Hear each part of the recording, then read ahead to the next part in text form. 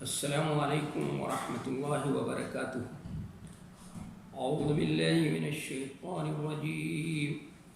بسم اللہ الرحمن الرحیم۔ یا ایہا الذین آمنوا کتب علیکم الصیام کما کتب علی الذین من قبلکم لعلکم تتقون ایاما معدودات، فمن كان منكم مريضا أو على سفر فعدة من أيام أخر، وعلى الذين يطيقونه فدية طعام مسكين، فمن تطوع خيرا فهو خير له، وأن تصوموا خير لكم إن كنتم تعلمون، شهر رمضان الذي أنزل فيه القرآن هدى للناس وبينات من الهدى والفرقان، فمن شهد منكم الشهر فليصمه، ومن كان مريضا أو على سفر فعدة من أيام أخر، يريد الله بكم اليسر ولا يريد بكم العسر، ولتكملوا العدة ولتكبروا الله على ما هداكم ولعلكم تشكرون۔ یہ وعدے کے مطابق میں نے کہا تھا پہلے 2-3 درس جو ہے، پہلا درس کہ کردار بنانے سے متعلق جو آج کل کے حالات ہیں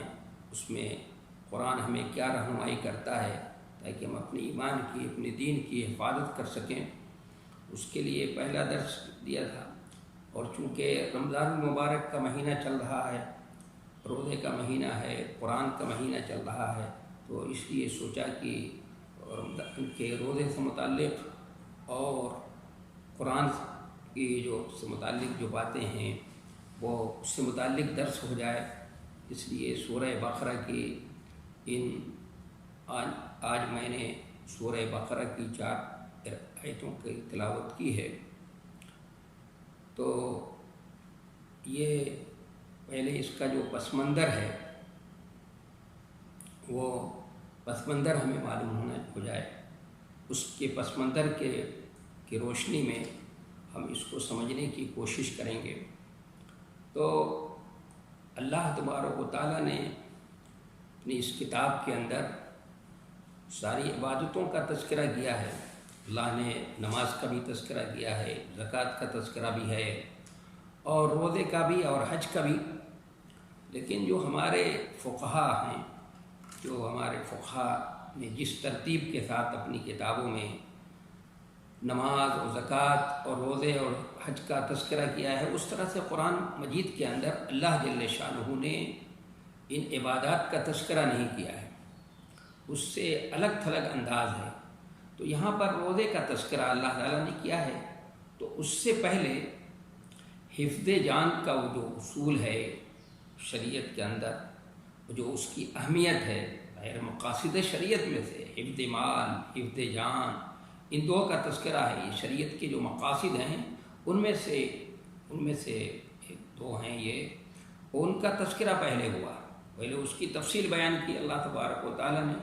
پھر اس کے بعد روزے کا تذکرہ ہے، اور اس روزے کے تذکرہ کرنے کے بعد اس کے دن میں جتنے سوالات ذہن میں اٹھتے تھے ان سوالوں کا جواب دیتے ہوئے اس کی تفصیل بیان کرنے کے بعد اللہ تبارک و تعالیٰ نے پھر رشوت کا تذکرہ کیا۔ رشوت کے ذریعے سے مال کو حاصل کرنا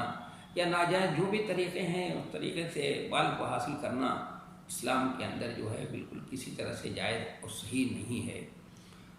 اس کا تذکرہ ہے، پھر حج کا اور جہاد کا تذکرہ ہے۔ اس کے بیچ میں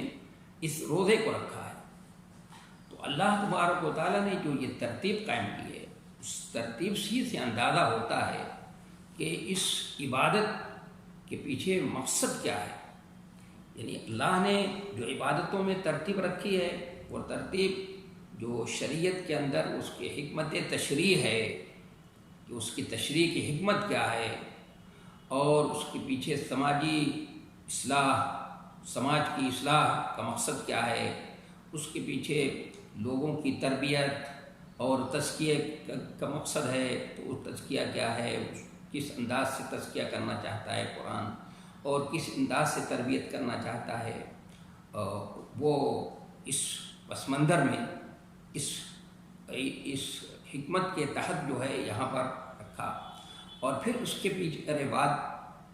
اس کا تذکرہ کیا ہے، تو اس سے اندازہ ہوتا ہے کہ یہ روزے کا تذکرہ جو جہاں پر جس پس منظر میں کیا جا رہا ہے اور جس ماحول میں کیا جا رہا ہے، دو چیزوں کے ان دونوں کے بیچ میں رکھا گیا ہے، اس سے اس کی حکمت تشریح اور اس کی حکمت اس کے پیچھے جو تزکیہ کا مقصد ہے اور تربیت کا مقصد ہے، کیونکہ روزہ جو ہے انسان کی تربیت کا سب سے مؤثر ہتھیار ہے، سب سے غیر معمولی ذریعہ ہے، اس لیے کہ اس میں ضبط نفس اور صبر اور اپنی انسانی کمزوریوں پر کنٹرول کرنے کی صلاحیت اس روزے کے ذریعے سے پیدا ہوتی ہے کہ انسان اپنی انسانی بشری کمزوریوں پر کیسے کنٹرول کر سکتا ہے اور اپنے نفس کو کیسے اپنے کنٹرول میں رکھ سکتا ہے، اور پھر اس کے اندر صبر کی افزائش، صبر جو ہے صبر کی بھی ٹریننگ ہوتی ہے، صبر کی بھی تربیت ہوتی ہے۔ یہ روزے کا خاص فائدہ ہے، اہم فائدہ ہے، اور اس پہلو سے سوچا جائے، دیکھا جائے تو اس لیے اس کو دونوں کے بیچ میں رکھا گیا ہے کہ ظاہر ہے کہ جو شخص، اور اسی کا نام تقویٰ ہے، اسی کا نام کیا ہے؟ تقویٰ ہے، اس لیے کہ روزے کا مقصد ہی کیا ہے؟ تقویٰ کی افزائش، اپنی بشری کمزوریوں پر انسان کنٹرول کر لے، اپنی بشری کمزوریوں پر قابو پا لے، تو یہی کیا ہے؟ یہی تقویٰ ہے کہ اللہ سے ڈر اور خوف اور محبت کی ملی جلی کیفیت، کہ اللہ کی پکڑ اور اس کی پکڑ کا جو انجام ہوتا ہے، جو سختی ہے، اس کا ڈر اور خوف ہو کسی کے دل میں، اور پھر یہ کہ محبت بھی ہو، اللہ سے لڑتا اور ترسا زندگی گزارتا ہو، تو ظاہر ہے کہ ایسا آدمی جو ہے کسی کا حق نہیں مار سکتا، کسی کا حق پہ دستدرازی نہیں کرے گا، کسی کا غاصبانہ کسی کا مال نہیں ہڑپ سکتا ہے، کسی کو ناحق قتل نہیں کر سکتا ہے، اور یہ مقصد اس کا حاصل ہوگا۔ جب یہ چیز حاصل ہوگی اس روزہ کے ذریعے سے، تو لوگوں کی جان محفوظ ہوں گی، مال بھی محفوظ ہوگا۔ اور پھر آگے جو بات کہی جا رہی ہے، یعنی کہ رشوت کے ذریعے سے مال حاصل کر لینا، رشوت کے ذریعے سے مال کما لینا، یا ناجائز جس طریقے سے بھی مال، یا جہاد ہے یا حج ہے، اس میں صبر کی ضرورت ہے۔ تو چونکہ روزے سے صبر کی کیفیت بھی، صبر کی صفت بھی اس کے اندر پیدا ہوتی ہے، تو آئندہ کے لیے اس کو آمادہ کرنا، ذہن کو تیار کرنا، اس پس منظر میں اس روزے کو یہاں پر ہمارے اوپر فرض کیا گیا ہے، اور ہمارے اوپر نہیں فرض ہے یہ، اس لیے گزشتہ جتنی بھی امتیں ہیں سب کے اوپر، اس لیے عبادت کا جو کورس اللہ نے تیار کیا ہے انسانوں کی تربیت کے لیے، وہ کورس جبھی مکمل ہوگا جب کہ اس کے اندر روزہ کو رکھا جائے، کیونکہ روزہ جو ہے وہ بہت اہم عبادت ہے، اس پہلو سے بہت ہی اہم عبادت ہے۔ اس لیے اس پس منظر میں ہم سمجھتے ہوئے اب ان آیتوں کا ترجمہ کرتے ہیں کہ یا ایھا الذین آمنوا، کہ اے ایمان والو، کتب علیکم الصیام کما کتب علی الذین من قبلکم، کہ تمہارے اوپر روزے رکھنا فرض قرار دیا گیا ہے، جیسا کہ تم سے پہلے لوگوں پر بھی روزہ رکھنا جو ہے روزے فرض کیے گئے تھے، لعلکم تتقون، تاکہ تم تقوی اختیار کر سکو، تاکہ تم پاس و لحاظ کرنے لگو، تاکہ تمہارے اندر تقوی کا جوہر پیدا ہو جائے۔ ایاما معدودات، گنتی کے چند دن ہیں، فمن کان منکم مریضا، چنانچہ تم میں سے کوئی شخص بیمار ہو یا سفر پہ ہو، فعدۃ من ایام اخر، تو وہ گنتی کے یہ دوسرے دنوں میں اس گنتی کو پورا کر لے،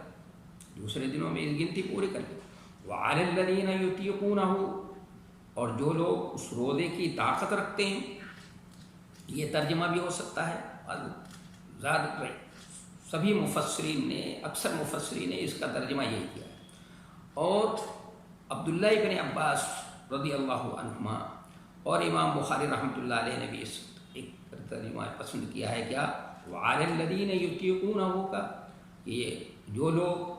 یطیقونہ یتجشمونہ، کہ جو لوگ مشقت روزہ رکھ سکتے ہیں، یہ ترجمہ کیا ہے۔ اور کچھ اردو کے تفسیر لکھنے والوں نے اس کا ترجمہ یہ کیا ہے کہ جو لوگ کھانا دینے کی طاقت رکھتے ہیں، کو کی ضمیر کا مرجع انہوں نے طعام کو مانا ہے، گو کہ طعام بعد میں ہے اس کا تذکرہ، لیکن کہتے ہیں کہ مخاطب کے ذہن میں ہے، اس لیے انہوں نے پہلے اس کا تذکرہ نہیں کیا گیا، کیونکہ بعد میں تذکرہ ہو رہا ہے تو تکرار سے بچنے کے لیے اس لیے ضمیر یہاں پر انہوں نے مانا ہے کہ ہو کی ضمیر جو ہے طعام کی طرف لوٹ رہی ہے، کہ جو لوگ کھانا دینے کی طاقت رکھتے ہیں تو وہ ایک مسکین کا کھانا دے دیں۔ تو زیادہ تر مفسرین نے اس کا ترجمہ یہی کیا ہے کہ وَعَلَى الَّذِينَ يُطِيقُونَهُ فِدْيَةٌ طَعَامُ مِسْكِين، کہ جو لوگ روزہ رکھنے کی طاقت رکھتے ہیں تو وہ چاہیں تو ایک مسکین کا کھانا دے دیں، روزہ نہیں رکھنا چاہتے تو ایک مسکین کا کھانا دے دیں۔ فَمَن تَطَوَّعَ خَيْرًا، چنانچہ جو خیر میں آگے بڑھنا چاہتا ہے، بھلائی میں آگے بڑھنا چاہتا ہے، سبقت لے جانا چاہتا ہے، فَهُوَ خَيْرٌ لَهُ، تو اس کے لیے بہتر ہے، ایک تو بجائے دو کو دینا چاہتا ہے۔ وَأَن تَصُومُوا خَيْرٌ لَكُمْ، اور یہ کہ تم روزہ رکھو تو تمہارے لیے بہتر ہے اگر تم جانتے ہو۔ شہر رمضان الذی انزل فیہ القرآن، رمضان، ماہ رمضان وہ مہینہ ہے جس میں قرآن نازل کیا گیا، ھدی للناس، جو تمام لوگوں کی ہدایت کرنے والا ہے، رہنمائی کرنے والا ہے، وبینات من الھدی والفرقان، اور اس کے اندر ہدایت اور حق و باطل کی تمیز کی نشانیاں ہیں، واضح دلائل ہیں نشانیاں۔ فمن شہد منکم الشہر، تو چنانچہ جو تم میں سے شخص اس مہینے کو پالے، اس مہینے میں حاضر ہو، یعنی اپنے گھر پہ موجود ہو، فلیصمہ، روزہ رکھے۔ ومن کان مریضا، اور جو شخص بیمار ہو یا سفر پہ ہو، فعدۃ من ایام اخر، تو دوسرے دنوں میں یہ گنتی پوری کر لے۔ یرید اللہ بکم اليسر، اللہ تعالیٰ تمہارے ساتھ آسانی پیدا کرنا چاہتا ہے، اللہ کا ارادہ آسانی پیدا کرنے کا ہے۔ ولا یرید بکم العسر، اللہ تعالیٰ تمہارے ساتھ تنگی اور سختی نہیں پیدا کرنا چاہتا۔ ولتکملوا العدہ، اور تعداد کو مکمل کرو۔ ولتکبروا اللہ علی ما ھداکم، اور اللہ نے جو تمہاری رہنمائی کی ہے اس پر اللہ کی بڑائی بیان کرو، اس کی عظمت اور اس کی جلالت شان کا تذکرہ کرو۔ ولعلکم تشکرون، تاکہ تم شکر گزار بن سکو، تم شکریہ ادا کرنے والے ہو۔ یہ ان آیتوں کا ترجمہ ہے جو 3 آیتیں بھی پڑھی گئی تھیں، لیکن ترجمے سے ظاہر ہے بات تو سب سمجھ میں نہیں آتی ہے، کیونکہ اور قرآن وہ بھی میں نے عرض کیا تھا عربی زبان میں ہے، جو زبان کی خصوصیت ہے مختصر بول میں بہت ساری باتیں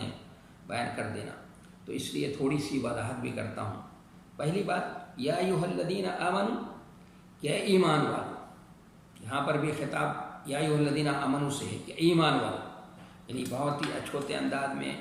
اور دل کو چھو لینے والے انداز میں اللہ تبارک و تعالیٰ نے یہاں پر بھی صفت ایمان کا واسطہ دے کر ہم کو پکارا ہے، آواز دی ہے اللہ تبارک و تعالیٰ نے، اور اس میں کیا لطافت ہے، کیا معنویت ہے۔ میں نے عرض کیا تھا اس سے پہلے کہ اگر سوچا جائے، غور کیا جائے تو صحیح معنوں میں انسان جھوم اٹھے کہ اللہ تبارک و تعالیٰ نے ہمارے ایمان کا اعتراف کیا ہے، کہ اللہ تعالیٰ ہمارے ایمان کا اعتراف کر رہا ہے کہ اے ایمان والو، اے وہ لوگوں جنہوں نے ہم سے عہد وفا کیا ہے، ہم سے یہ عہد کر رکھا ہے کہ اللہ جو آپ کا حکم ہوگا، جو آرڈر ہوگا ہم اس کو مانیں گے، تسلیم کریں گے، تو اسی کا واسطہ دے کر اللہ تعالیٰ فرما رہا ہے کتب علیکم الصیام، کہ تمہارے اوپر روزہ رکھنے کو فرض قرار دیا گیا ہے، لکھ دیا گیا ہے۔ کتبہ کے معنی لکھنے کے ہوتے ہیں، لکھ دیا گیا ہے، لیکن یہ فرض کے معنی میں استعمال ہوتا ہے، اور صیام جو ہے صوم کی جمع ہے اور اس کے معنی ہوتے ہیں رکنے کے۔ عربی زبان میں صوم کے معنی رکنے کے ہوتے ہیں، کہ آدمی کوئی کام راستہ چل رہا ہے، چلتے چلتے رک جائے، یا کوئی کھانا کھا رہا ہے اس سے رک جائے، یا کوئی کام کر رہا ہے کسی چیز سے رک جائے، اس کے لیے۔ لیکن اصلاً اگر دیکھا جائے، چونکہ زمانے جاہلیت میں چونکہ قرآن استعمال ہوا ہے قریش کی زبان میں، زیادہ تر رعایت اس میں الفاظ کی جو رعایت ہے وہ قریش کے لہجے کی اور قریش کی ہی زبان کی رعایت زیادہ ہے، تو اور زمانے جاہلیت میں سے یہ لفظ چل کر آیا ہے، تو ہم دیکھتے ہیں کہ زمانے جاہلیت میں اس لفظ کو کس معنی میں استعمال کرتے تھے عرب کے لوگ، تاکہ اس کا مفہوم سمجھنے میں اور اس کا جو مقصد ہے، جس مقصد کے تحت روزہ رکھوایا جاتا ہے، اس کو سمجھنے میں ہمارے لیے مدد مل سکے۔ اس لیے کہ ہم لوگ صوم کا ترجمہ روزے سے کر دیتے ہیں یا روزہ کرتے ہیں، روز کے معنی تو دن کے ہوتے ہیں، یعنی صوم کے جو معنی ہے، جو اس کے پیچھے مقصد ہے، وہ مقصد نہیں، مقصد ہمارے سامنے نہیں آتا ہے۔ جیسے میں نے کسی موقع پر کہا تھا، سلاد جو ہے، سلاد کے معنی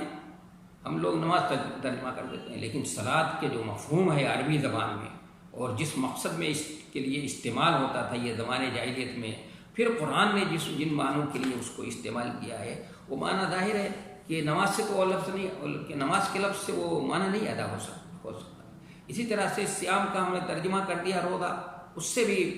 یہ اس کا مفہوم صحیح طور پہ نہیں ادا ہوگا، اس لیے مفہوم کو سمجھنے کی ضرورت ہے کہ یہ لفظ جو ہے زمانے جاہلیت میں کس معنی میں استعمال ہوتا تھا، عرب کے لوگ کس معنی میں استعمال کرتے تھے۔ اس لیے بہتر یہی ہے کہ ہم لوگ اپنے یہاں اس کا مفہوم سمجھنے کی کوشش کریں اور اپنی اردو زبان میں صوم اور صلاۃ کا استعمال شروع کر دیں۔ بہت سے عربی کے الفاظ ہم استعمال کرتے ہیں اردو زبان میں، یہ تو لشکری زبان ہے اور اس میں تو بہت سی مختلف زبانوں سے الفاظ لیے گئے ہیں، تو اگر اس لفظ کو بھی اگر اسی طرح سے صوم اور صلاۃ کے لفظ کو بھی استعمال کیا، جیسے زکوٰۃ کا استعمال کیا جاتا ہے تو اسی طرح سے حج کا استعمال کیا جاتا ہے، اسی طرح صوم اور صلاۃ کو بھی استعمال کیا جائے تو میں سمجھتا ہوں کہ اس کے مفہوم کو سمجھنے میں ہمارے لیے آسانی ہوگی۔ تو صوم کا لفظ جو ہے زمانے جاہلیت میں کس معنی میں استعمال ہوتا تھا یہ سمجھنے کی ضرورت ہے۔ زمانے جاہلیت میں عرب کے لوگ کہتے تھے صام الفرس صومن، کہ گھوڑا جو ہے کھانے پینے سے رک گیا، کھانے پینے سے رک گیا، اس کے لیے لفظ استعمال کرتے تھے۔ اور زمانے جاہلیت میں وہ گھوڑوں کو پانی پلانا اور کھانا کھلانے کے لیے انہوں نے پانی پلانے کے لیے بھی دن متعین کرتے تھے اور کھانے پینے سے ان کو روکتے تھے گھوڑوں کو اور جانوروں کو، تاکہ اس صحرا کی دھوپ کی لو اور دھوپ کے تھپیڑے اور اس تند ہواؤں کی تھپیڑوں سے کہ برداشت کرنے کی ان کے اندر کیا ہو صلاحیت پیدا ہو، اس کے لیے اس کو تیار کرتے تھے، وہ گھوڑوں کو تیار کرتے تھے۔ تو تیار کرنے کے لیے ان کو کھانا پینا سے روک کر کے اس طرح سے ان کی تربیت کرتے تھے۔ ایسے ہی لو کے ماحول میں لو چل رہی ہے، گرم ہوا چل رہی ہے، تپش ہے اور جلتی ہوئی زمین ہے، اس میں اس گھوڑے کو رکھتے تھے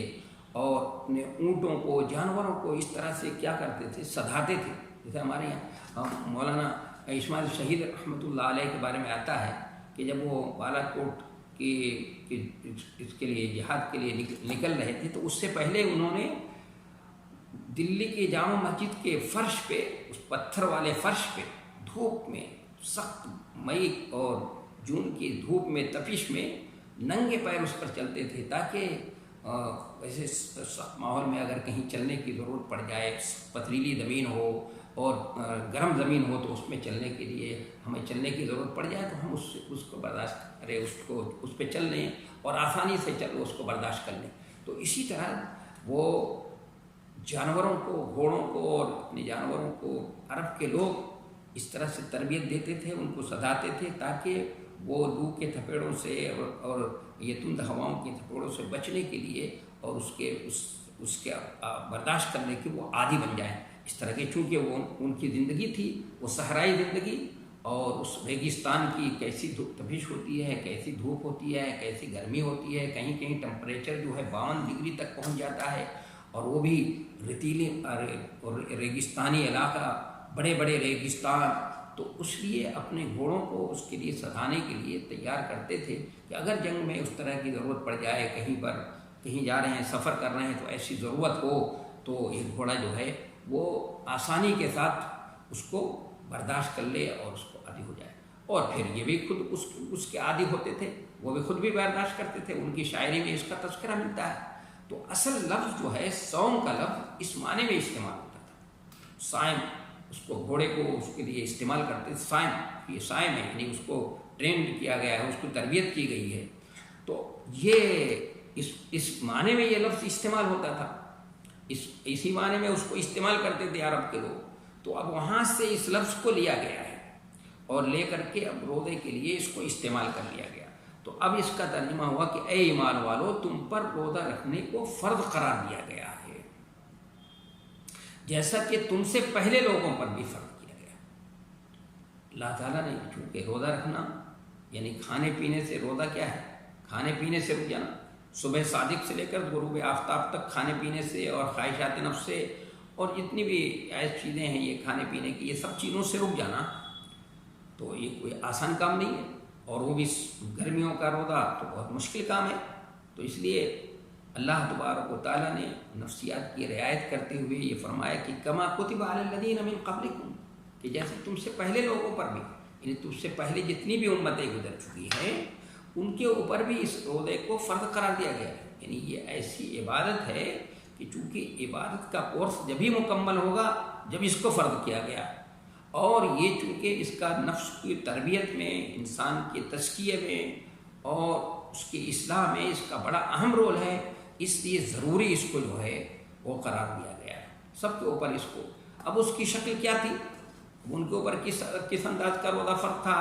کتنے دنوں کے روزہ فرض تھا اور کس طرح سے وہ روزہ رکھتے تھے، اس کی تفصیلات جو ہے اس میں تفصیلات میں جانے کی یہاں پر ضرورت نہیں ہے۔ یعنی یہ نہیں ہے کہ وہ جیسے ہمارے یہاں 1 مہینے کا روزہ ہے اور جس انداز سے ہم لوگ روزہ رکھتے ہیں ان کے اوپر بھی اتنے ہی دنوں کا روزہ ہوگا۔ تو یہاں پر اللہ تبارک و تعالیٰ نے انسانی نفسیات کی رعایت کرتے ہوئے، اس لیے کہ جب آدمی کو یہ معلوم ہو جائے کہ میں اس معاملے میں تنہا نہیں ہوں، اور بھی لوگ رکھ رہے ہیں اور بھی لوگ ہمارے ساتھ ہیں، تو پھر یہ جو اگر مشکل ہے کوئی کام، اگر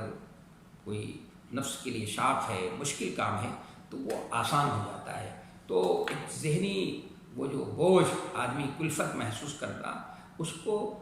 کم کرنے کے لیے، یہ نفسیاتی طور پر کم کرنے کے لیے اللہ تبارک و تعالیٰ نے کیا فرمایا، کما کتب علی الذین من قبلکم، جیسے تم سے پہلے لوگوں پر بھی فرض کیا گیا ہے یہ روزہ، یعنی تمہارے اوپر ہی نہیں ہے، یہ تم سے پہلے لوگوں پر بھی فرض کیا۔ کیوں؟ مقصد بھی اس کے پیچھے کیا ہے، کس لیے روزہ رکھوایا جا رہا ہے، لعلکم تتقون، تاکہ تم متقی بن سکو، تاکہ تم اللہ کا پاس و لحاظ کرنے والے بن جاؤ، یعنی اس کے پیچھے مقصد ہے، یہ ہے تقویٰ۔ تو اس لیے روزہ کے پیچھے جو مقصد ہے تو اسی مقصد کے لیے روزہ رکھنا چاہیے، اور اس مقصد کے لیے روزہ رکھنے کے لیے ضروری یہ ہے اس کے آداب میں سے کہ رات ہی سے نیت ہو، رات سے نیت کی جائے، یعنی یہ نہیں، اور نیت دل کے ارادے کو کہتے ہیں، عزیمت القلب، دل کے ارادے کو کہتے ہیں۔ الفاظ کے ذریعے سے نیت کرنا، زبان سے نیت کرنا ضروری نہیں ہے، اور ہمارے یہاں کیلنڈروں میں جو نیت بسوم غد نویت رمضان، یہ الفاظ ہی صحیح نہیں ہے، یہ تو غیر فصیح الفاظ ہیں، یہ ممکن ہی نہیں ہے کہ نبی علیہ الصلوۃ والسلام کی زبان مبارک سے نکلے ہوں، کہ آپ تو افصح العرب تھے، اس لیے ان الفاظ کے ذریعے سے نیت کرنا ضروری نہیں ہے، بلکہ دل کے ارادے کو کہتے ہیں۔ جب سحری میں اٹھے اور سحری کھانے کے لیے، تو اسی وقت جو ہے وہ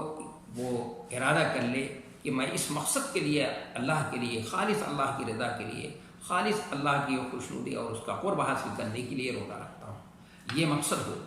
اور اس مقصد سے جو ہے روزہ رکھے تو اس کا مقصد حاصل ہوگا، لعلکم تتقون، تاکہ تم متقی ہو، یعنی تقویٰ کی افزائش کے لیے یہ تم سے روزہ رکھوایا جا رہا ہے۔ اور عرض کیا کہ یہ تقویٰ کی افزائش میں اس کا بڑا اہم رول ہے۔ اب تقویٰ ہے کیا چیز؟ یہ وقایت بنا ہے، اس کے معنی آتے ہیں بچنے کے، الوقایۃ خیر من العلاج، بچنے کے، اور یہ قرآن میں اگر دیکھا جائے، اس کی تفصیل میں جائیں تو مختلف معنوں میں قرآن نے یہ اس لفظ کو استعمال کیا ہے، اس مادے کو مختلف معنوں میں استعمال کیا ہے، کہ کوئی آدمی اللہ کے ذریعے سے لرزاں اور ترسا جو ہے زندگی گزارتا ہو،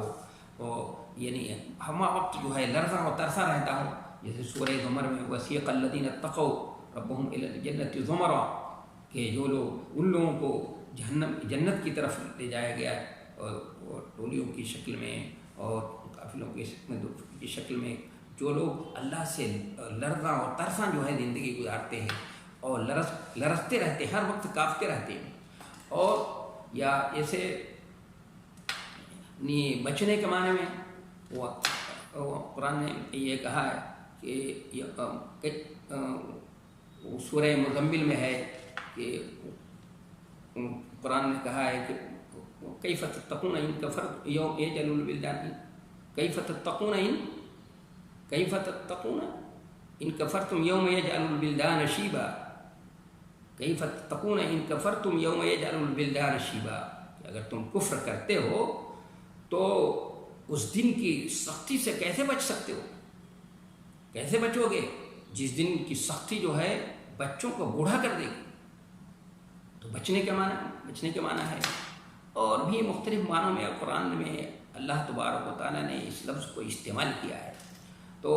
دیکھا جائے تو تقویٰ اس کے اندر بچنے کا معنی بھی ہے، اللہ سے لڑنا اور ترسا رہنے کا معنی بھی ہے، اور وہ لوگ جو اللہ سے ڈر کر زندگی گزارتے ہیں، یہ معنی بھی اس معنی کے لیے بھی استعمال ہوا ہے۔ تو تقویٰ اصل کیا ہے کہ اللہ کے ڈر اور خوف، یعنی اللہ کی پکڑ اور اس کی پکڑ کا جو انجام ہے، اور جس سے آدمی بچتا ہو، ڈرتا ہو، اور پھر اللہ کی محبت، اللہ سے تعلق، ان دونوں کی ملی جلی کیفیت کا نام کیا ہے؟ وہ تقویٰ ہے۔ اور کچھ لوگوں نے اس طرح سے یہ تقویٰ کہا ہے کہ الخوف من الجلیل والعمل بالتنزیل والاستعداد لیوم الرحیل، کہ اللہ تبارک و تعالیٰ سے ڈر کر زندگی گزارے آدمی، اور پورے قرآن کے اوپر، قرآنی قانون کے اوپر، قرآن کے احکام کے اوپر عمل ہو، اور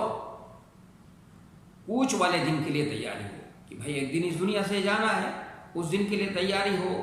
تو اس تیاری کے لیے، اس دن کی تیاری کے لیے وہ تیاری کرے، اور نیک کام کرے اور اچھا کام کرے، ذخیرہ کرے۔ تو یہ ہے تقویٰ۔ یا حضرت عمر فاروق رضی اللہ تعالیٰ عنہ نے جب تقویٰ کا پوچھا تھا ابی بن کعب سے، تو انہوں نے کہا امیر المومنین کبھی خاردار جھاڑیوں سے گزرنا ہوا؟ انہوں نے کہا ہاں گزرنا ہوا ہے۔ کہا کیسے گزرتے ہیں آپ؟ کہا دامن کو سمیٹ کر اور بچا کر گزرتا ہوں کہ کہیں کسی کانٹے سے الجھ نہ جائے اور میرا دامن اور اس میں پھنس نہ جائے۔ تو انہوں نے کہا بس یہی تقویٰ ہے۔ تقویٰ اسی کہتے ہیں کہ یہ دنیا کے مختلف اس میں کانٹے ہیں، مختلف اس میں یہ ہے خواہشات، مختلف چیزیں ہیں، کانٹے مختلف طرح کے کانٹے ہیں، مال، اولاد، بیوی بچے، سب کانٹے، ان سے بچا کر آدمی صحیح طور پر زندگی گزار لے، اسی کا نام تقویٰ ہے۔ تو اسی تقویٰ کی افزائش کے لیے ہمیں تاکہ ہمارے اندر یہ تقویٰ اور یہ جوہر پیدا ہو جائے، اس کی افزائش کے لیے اللہ تبارک و تعالیٰ نے ہمیں یہ روزہ ہمارے اوپر فرض کیا ہے، ہم سے روزہ رکھوایا جا رہا ہے تاکہ ہمارے اندر یہ جوہر پیدا ہو جائے، اس لیے کہ اس جوہر کی بڑی اہمیت ہے۔ قرآن نے کہا ہے، قرآن میں سورہ طلاق میں اس کے 3 فائدے اللہ تعالیٰ نے بیان کیا ہے کہ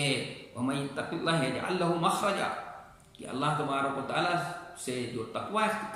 اختیار کرتا ہے، اللہ تعالیٰ جو ہے اس کے لیے مشکلات میں سے نکلنے کی راہ فراہم کر دیتا ہے اللہ تعالیٰ۔ اور اسی میں دوسرا فائدہ سورہ طلاق میں دوسرا فائدہ یہ بھی بتایا اللہ تعالیٰ نے کہ اس کے معاملے کو اللہ تعالیٰ آسان کر دیتا ہے۔ اور تیسرا فائدہ اسی میں یہ بھی بتایا تقویٰ کا فائدہ کہ اللہ تبارک و تعالیٰ اس کے ذریعے سے اس کے چھوٹے چھوٹے گناہوں کو جو ہے کیا کر دیتا ہے؟ مٹا دیتا ہے۔ اور سورہ توبہ میں اللہ تبارک و تعالیٰ نے فرمایا ہے کہ افمن اسس بنیانہ علی تقوی من اللہ ورضوان خیر ام من اسس بنیانہ علی شفا جرف ہار فنہار بہ فی نار جہنم، کہ کیا پھر وہ شخص جس نے اپنی عمارت کی بنیاد تقوی پر رکھی ہو، اللہ کی رضا پر، اللہ کی خوشنودی پر رکھی ہو، وہ بہتر ہے یا وہ شخص جس نے کھائی کے کنارے پر رکھی ہو، جو کھائی اس کو گرنے ہی والی ہے اور لے کر کے جہنم اور دوزخ کی آگ میں لے کر پہنچنے والی ہے؟ ظاہر ہے کہ دونوں برابر نہیں ہو سکتے۔ بہتر وہ ہے جس نے اپنی عمارت کی بنیاد،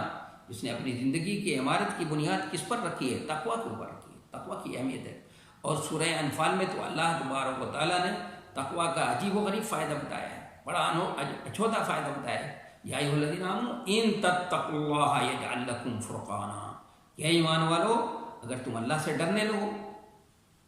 تو کیا کرے گا؟ یجعل لکم فرقانا، تمہارے اندر فرقان پیدا کر دے گا، یعنی تمہارے اندر حق و باطل کو سمجھنے کی صلاحیت پیدا کر دے گا، تم کو اللہ تعالیٰ ممتاز کر دے گا۔ یہ تقویٰ یہ ہے، ممتاز کر دیتا ہے۔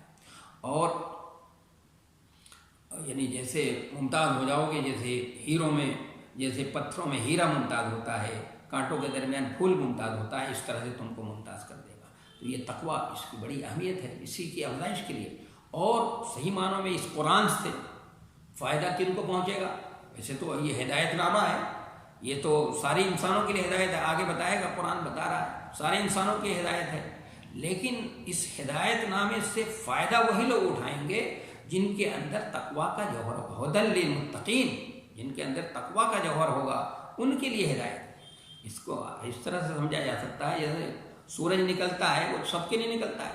اس کی چمک اس کی دمک سب کے لیے ہے، لیکن سورج کی چمک سے کون فائدہ اٹھاتا ہے؟ ظاہر جو بینا ہے، جو جس کو اللہ نے بینائی دے رکھی ہے، اور جو اندھا ہے وہ کیا سورج کی چمک سے کیا فائدہ اٹھا سکتا ہے؟ اس کی روشنی سے اس کو کوئی فائدہ نہیں ہوتا ہے۔ تو اسی طرح سے یہ قرآن تو ہدایت تو سب کے لیے پورا ہدایت نامہ ہے، لیکن وہ لوگ اس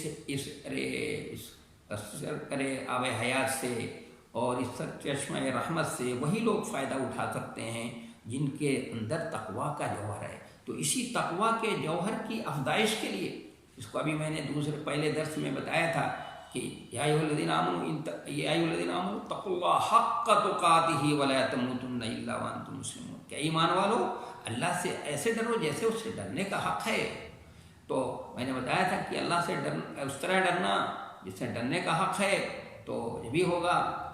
وہی اسی کا مطالبہ ہم سے جس کے ہم مکلف جتنے ہم مکلف ہیں، جتنی ہم طاقت رکھتے ہیں اس سے زیادہ کا مطالبہ نہیں ہے، لیکن اللہ سے ڈرنے کا مطلب بتایا تھا میں نے 4 پہلو وہ سامنے رہنے چاہیے۔ اللہ سے ڈرنا کا مطلب ہوتا ہے اس انداز سے ڈرنا۔ تو یہاں پر اسی تقویٰ کی افزائش کے لیے، جس تقویٰ کی بڑی اہمیت ہے، جو تقویٰ جس کے اندر ہوگا وہی اس قرآن کے جو ہے سے استفادہ کر سکتا ہے، قرآن سے فائدہ اٹھا سکتا ہے۔ تو اسی کی افزائش کے لیے یہ روزہ ہم پر فرض کیا گیا ہے، لعلکم تتقون، تاکہ تم متقی بن جاؤ، تاکہ تم اللہ سے ڈرنے والے، اللہ کا پاس و لحاظ کرنے والے۔ پھر دوسری بات یہ فرمایا کہ ایام معدودات، کہ یہ گنتی کے چند دن ہیں، یہ جو تو روزہ تمہارے اوپر فرض کیا گیا ہے یہ گنتی کے چند دن ہیں۔ دوسری نفسیاتی بات بتائی، انسانی نفسیات کو سامنے رکھ کر، کہ تاکہ اس کو انسان بوجھ نہ محسوس کرے، اس کو اپنے لیے کلفت اور اس کا باعث نہ سمجھے کہ یہ تو ہمارے اوپر بوجھ ڈال دیا گیا۔ یہ اس پر نفسیاتی یہ دباؤ یہ ہے کہ نفسیاتی انداز سے اس سے یہ بات کی جا رہی ہے، کہا جا رہا ہے کہ یہ تو گنتی کے چند دن ہے۔ جیسے اگر آپ کا دیہاتوں میں جانا ہوا، جیسے پہلے لوگ دیہاتوں میں وہ پیدل چلتے تھے، اور تو ہمارے یہاں تو ہم نے دیکھا ہے کہ مطلب پیدل چل رہے ہیں اور کسی دیہات میں جانا ہے تو کسی دیہاتی سے پوچھا بھائی وہ بستی کہاں ہے، تو اگر 10 کلومیٹر بھی دور ہو تو وہ یہ کہتا یہ بستی ہے، اس کے پیچھے بس اسی بستی کے پیچھے ہے۔ وہ کیوں یہ نہیں بتاتا تھا کہ بہت دور ہے یا اور کافی دور ہے اور یہاں سے تو 10 کلومیٹر ہے اور آپ کیسے جا سکتے ہیں پیدل؟ نہیں، ارے بس اس بستی کے پیچھے ہے۔